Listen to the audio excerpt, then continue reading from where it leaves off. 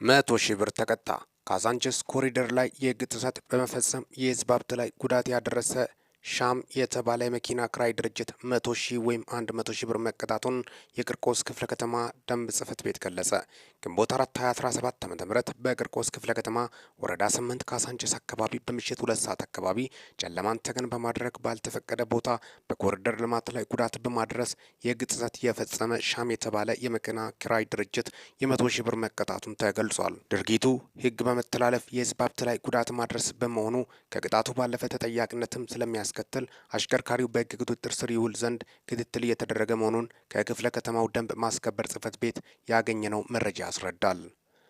ክቡራትና ክቡራን ዩቱብ አድማጮቼ ትላንትና ምሽት በማህበራዊ ሚዲያ ላይ ሲዘዋወር የነበረው ምስል ዙሪያ ዛሬ ይህ ድርጅት ቅጣት እንደተላለፈበትም ነው የወጡት መረጃዎችን በማስመልከትም ለእናንተ ይዘንላቸው የመጣ ነው። በእግረኞች አልፎ ሳይክል ወይም ብስክሌት መንገድ ወይም ስኬቸሮች የሚጠቀሙበት መንገድ ላይ ነው የሄደው። እጅግ ያልተጠበቀ መረጃ እንደነበረም ነው ማታ ሲዘዋወር የነበረው። ዛሬ መቀጣቱ ተሰምቷል።